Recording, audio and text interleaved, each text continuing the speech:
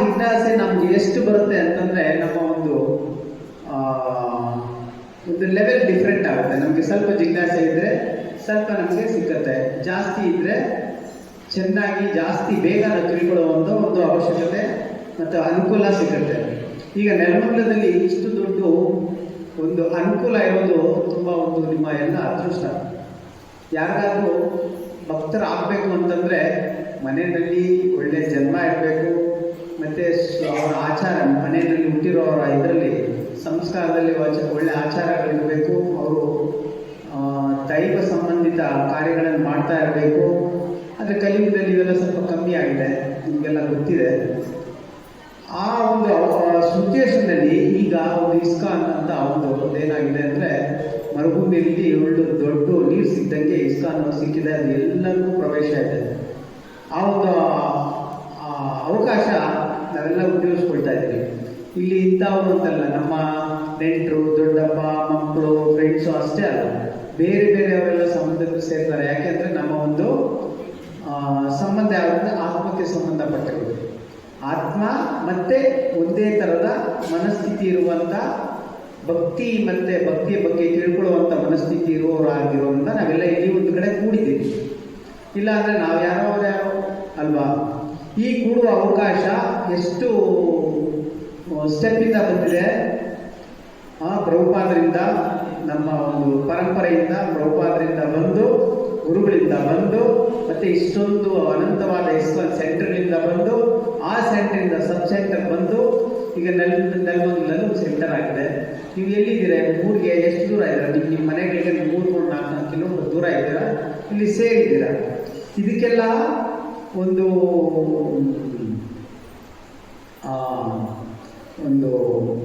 ಇದನ್ನೆಲ್ಲ ಕೂಡಿಸುವಂಥ ಒಂದು ಏನು ಅಂತಂದರೆ ನಮ್ಮ ಪರಂಪರೆ.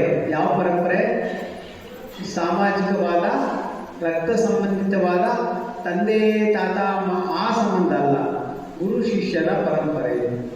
ಗುರು ಶಿಷ್ಯರ ಪರಂಪರೆಯಿಂದ ನಾವೆಲ್ಲ ಯಾರ್ಯಾರು ಎಲ್ಲಿರೋರೆಲ್ಲ ನಾವು ಒಂದು ಕೂಡ್ತೀವಿ.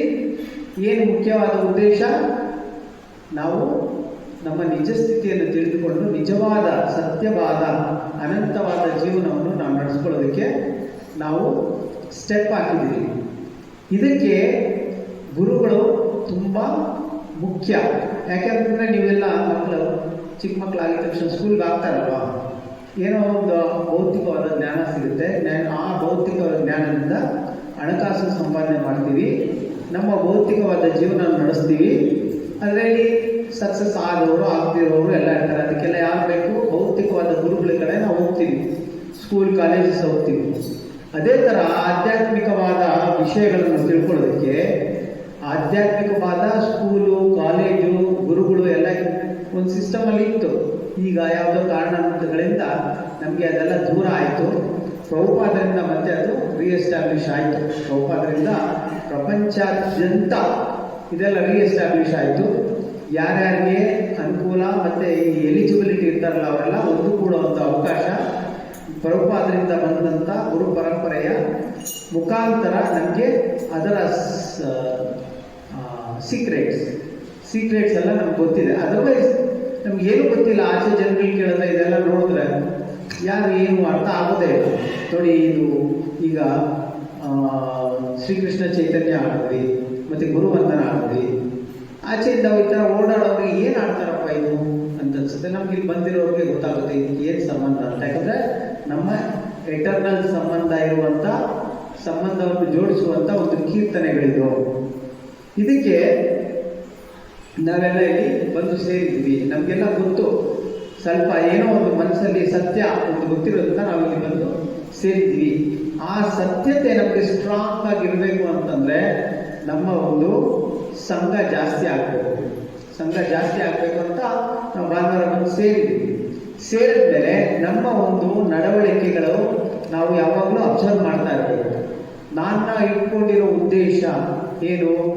ಸತ್ಯವಾದ, ನಿಜವಾದ, ಆಧ್ಯಾತ್ಮಿಕವಾದ ಆದವು ನಾನು. ಅದಕ್ಕೆ ಸಂಬಂಧ ಎಲ್ಲಿವರೆಗೂ ನಾನು ಇಟ್ಕೊಳ್ತಾ ಇದ್ದೀನಿ, ಅದು ಕರೆಕ್ಟಾಗಿ ನಡೀತಾ ಇದೆಯಲ್ಲ ಅಂತ ನಾವು ಅವಾಗ ಚೆಕ್ ಮಾಡಿಕೊಂಡು ನಾವು ಮಾಡಬೇಕಾಗಿರೋದನ್ನು ನಾವು ಅಳತೆ ಮಾಡಿ ನಮ್ಮ ಜೀವನವನ್ನು ನಡೆಸ್ತಾ ಹೋಗಬೇಕು.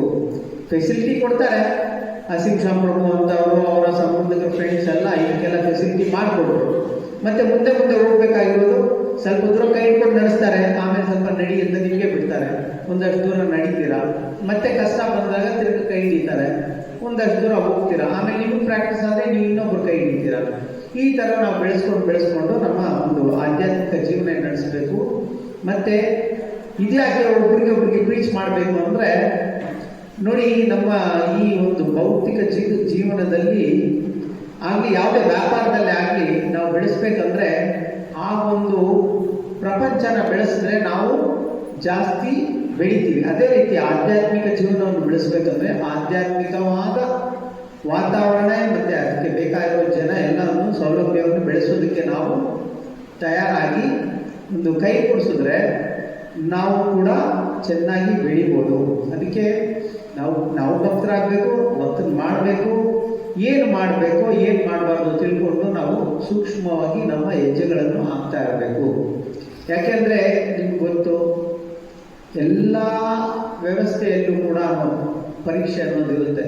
ಯಾಕಂದರೆ ನಾವು ಈಗ ಕೃಷ್ಣನಲ್ಲಿಗೆ ಹೋಗೋದಕ್ಕೆ ಮತ್ತು ಕೃಷ್ಣನ ಜೊತೆ ಶಾಶ್ವತವಾದ ಸಂಬಂಧ ಇಟ್ಕೊಳ್ಳೋಕ್ಕೆ ನಾವು ಹೆಜ್ಜೆ ಇಟ್ಟಿದ್ದೀವಿ. ಸುಮ್ಮನೆ ಕೊಟ್ಬಿಡ್ತಾರಾ, ಆಯ್ತಪ್ಪ ನಿನ್ನ ಆಸೆ ಬಿದ್ದಿದ್ಯಾ ಕೊಡ್ತೀನಿ ಅಂತ. ಅದಕ್ಕೆ ತಯಾರಾಗಬೇಕಲ್ವ, ಎಲಿಜಿಬಿಲಿಟಿ ಬೇಕು, ಪಾಸ್ ಆಗಬೇಕು, ನಮ್ಮ ಗುಣಗಳು ಅದಕ್ಕೆ ಸಂಬಂಧಿತವಾಗಿರಬೇಕು. ಎಕ್ಸಾಂಪಲ್ ಹೇಳ್ಬೇಕಂದ್ರೆ, ಒಂದು ದೇಶದಿಂದ ಇನ್ನೊಂದು ದೇಶಕ್ಕೆ ಹೋಗ್ಬೇಕಂದ್ರೆ ವೀಸಾ ಕೊಡ್ತಾರೆ. ಯಾಕೆ ಕೊಡ್ತಾರೆ?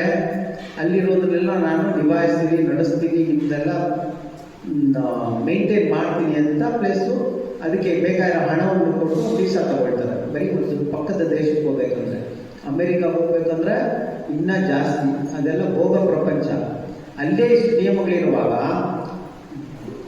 ಉತ್ತಮವಾದ ಗುಣವನ್ನು ಹೊಂದಿರುವಂಥ ದೇವತೆಗಳ ಹತ್ರ ಹೋಗ್ಬೇಕು ಅಂದ್ರೂ, ಇದೆಲ್ಲ ದಾಟಿ ನಾವು ಭಗವಂತನ ಹತ್ರ ಹೋಗ್ಬೇಕಂದ್ರೂ ಯಾವ ಥರ ಗುಣಗಳಿರಬೇಕು?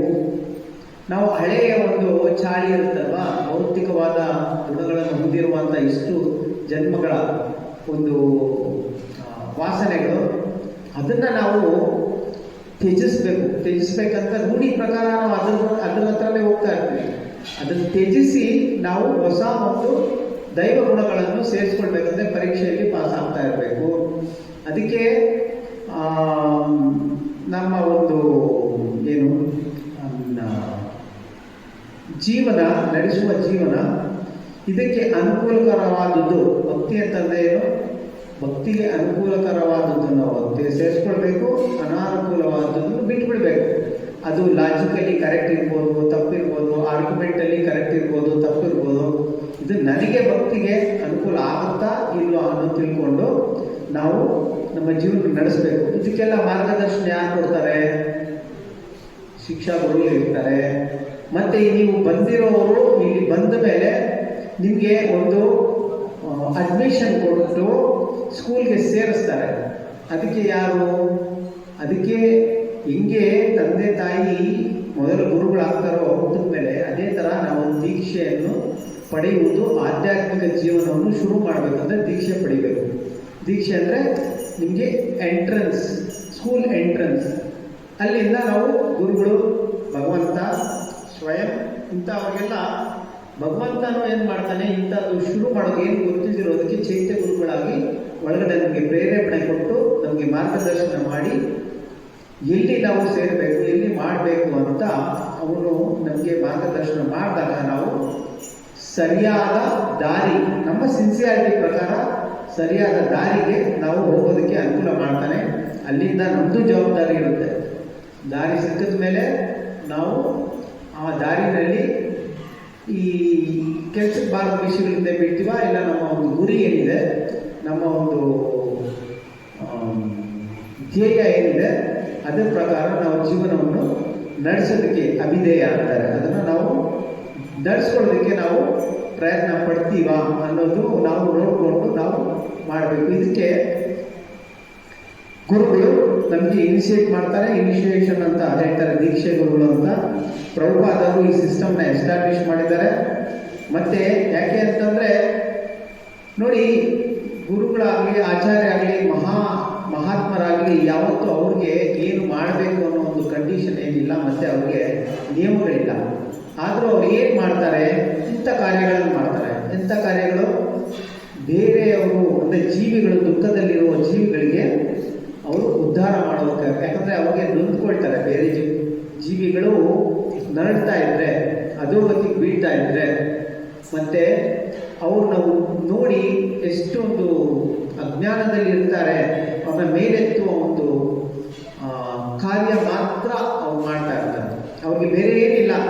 ಕೃಷ್ಣನಿಗಾಗಲಿ ಉನ್ನತವಾದ ಆತ್ಮರಿಗಾಗಲಿ ಈ ಪ್ರಪಂಚದಲ್ಲಿ ಮಾಡುವ ಒಂದು ಏನು ಕಾರ್ಯ ಇಲ್ಲ. ಅವ್ರಿಗೆ ಒಂದೇ ಏನಂತಂದರೆ ಅವರು ಪರದುಃಖ ದುಃಖಿ. ಅದಕ್ಕೋಸ್ಕರ ಅವರು ಈ ಕಾರ್ಯಗಳನ್ನು ಮಾಡೋದಕ್ಕೆ ಈ ಲೋಕಕ್ಕೆ ಬರ್ತಾರೆ. ಅಂಥವರಲ್ಲಿ ನಾವು ಗುರುಗಳು, ನಿಜವಾದ ಸತ್ಯವಾದ ಗುರುಗಳು, ಫಾಲ್ಸ್ ಗುರುಗಳು ಅದೆಲ್ಲ ಬೇರೆ ಬೇರೆ ಇರುತ್ತೆ. ನಮ್ಮ ಒಂದು ಒಳಗಡೆ ಇಂಟೆನ್ಷನ್ ಏನು ಆಸೆ ಇರುತ್ತೆ, ಕಂಟ್ಯಾಮಿನೇಟೆಡ್ ಆಸೆ ಇದ್ದರೆ ಅದೇ ಥರ ಗುರುಗಳು ಸಿಗ್ತಾರೆ. ಶುದ್ಧವಾದ ಆಸೆ ಇದ್ದರೆ ಶುದ್ಧವಾದ ಗುರುಗಳು ಸಿಗ್ತಾರೆ. ಈ ಒಂದು ಇವತ್ತಿನ ದಿನ ನಮ್ಮ ಗುರುಗಳ ವ್ಯಾಸ ಪೂಜೆ ಆಗಿರೋದ್ರಿಂದ ನಾವು ಅವ್ರಿಗೆ ಕೃತಜ್ಞತೆಗಳನ್ನು ನಾವು ತೋರಿಸ್ಬೇಕು. ಯಾಕೆ ಅಂತಂದರೆ ನಮ್ಮ ಒಂದು ಜೀವನವನ್ನು ಈ ಒಂದು ಜನ್ಮ ಮೃತ್ಯು ಜರಾವ್ಯಾಧಿ ಅಂತ ಕೂಡಿರುವಂಥ ಅನಂತವಾದ ದೇಹಗಳಿಂದ ಬಂದಿರುವಂಥ ಜೀವಿಗೆ ಮುಕ್ತಿಯನ್ನು ಕೊಡುವಂಥ ಒಂದು ಕಾರ್ಯದಲ್ಲಿ ಆ ಗುರುಗಳು ನಮಗೆ ಸಿಕ್ಕಿರೋದ್ರಿಂದ ಅವ್ರನ್ನ ನಾವು ಸ್ಮರಿಸಿ ಕೃತಜ್ಞತೆಗಳನ್ನು ತೋರಿಸಿ ಅವರಿಗೆ ಕೃಷ್ಣನ ಸಮಾನನಾಗಿರೋದ್ರಿಂದ ಗುರುಗಳು ಯಾವತ್ತೂ ಕೃಷ್ಣನಿಗೆ ಸಮಾನ. ಯಾಕಂದರೆ ಕೃಷ್ಣ ನಮ್ಗೆ ಡೈರೆಕ್ಟ್ ಸಿಕ್ಕಲ್ಲ. ಯಾಕೆ ಸಿಕ್ಕಲ್ಲ ಅಂದರೆ ಅವನ ಹತ್ರ ನಮಗೆ ಕಂಪ್ಯಾಟಿಬಿಲಿಟಿ ಇಲ್ಲ. ಗುರು ಏನು ಮಾಡ್ತಾನೆ, ಆ ಕಂಪ್ಯಾಟಿಬಿಲಿಟಿನ ನಮಗೆ ಕೊಡಿಸ್ಕೊಡ್ತಾನೆ. ಆ ಒಂದು ಕೊಡಿಸ್ಕೊಟ್ಟು ಮಾರ್ಗದರ್ಶನ ಆಗಿರೋ ಕೃಷ್ಣನೇ ಗುರುವಿನ ಮುಖಾಂತರ, ಗುರುವಿನ ರೀತಿಯಲ್ಲಿ ಬಂದು ನಮಗೆ ಮಾರ್ಗದರ್ಶನ ಮಾಡ್ತಾನೆ. ನನ್ನ ಹತ್ರ ಬರಬೇಕಂದ್ರೆ ಇವೆಲ್ಲ ನೀನು ಪ್ರಾಕ್ಟೀಸ್ ಮಾಡಬೇಕು, ಇವೆಲ್ಲ ಪಾಸ್ ಆಗಬೇಕು ಅಂದ್ಬಿಟ್ಟು ಅವನೇ ಬಂದು ಗುರು. ಅದಕ್ಕೆ ಗುರು ಅಂತ ಒಂದು ಉಪಾಧಿ ಅಷ್ಟೇ. ಕೃಷ್ಣ ಬೇರೆ ಬೇರೆ ರೀತಿಯಲ್ಲಿ ಅವನು ಬಂದು ಎಲ್ಲರಿಗೂ ಚೈತ್ಯ ಗುರು, ಮತ್ತು ಬಾಹ್ಯ ಗುರು, ಮತ್ತು ದೀಕ್ಷಾ ಗುರು, ಶಿಕ್ಷಾ ಗುರು, ದಾರಿ ತೋರಿಸುವ ಗುರು, ಇವರೆಲ್ಲ ರೀತಿಯಲ್ಲಿ ಕೃಷ್ಣನ ಅಂಶ ಇಲ್ಲ. ಕೃಷ್ಣನೇ ಸ್ವಯಂವಾಗಿ ನಮಗೆ ಜೀವಿಗೆ ಉದ್ಧಾರಕ್ಕಾಗಿ ಬರ್ತಾ ಇರ್ತಾನೆ. ಅದಕ್ಕೆ ನಾವು ಗುರುವಿಗೆ ಕೆಲವು ಇದರಲ್ಲಿ ನೋಡಿರ್ಬೋದು, ಕೆಲವು ಸಂಪ್ರದಾಯದಲ್ಲಿ ಭಗವಂತ ನಮ್ಗೆ ಯಾರು ಗೊತ್ತಿಲ್ಲ, ಗುರುನೇ ಗೊತ್ತಿರೋದು, ಅವನೇ ಭಗವಂತ ಅಂತ ಮಾಡುವ ಫಿಲಾಸಫಿಗಳು ಇದೆ. ಗುರುನೇ ಭಗವಂತ ಅಂತ.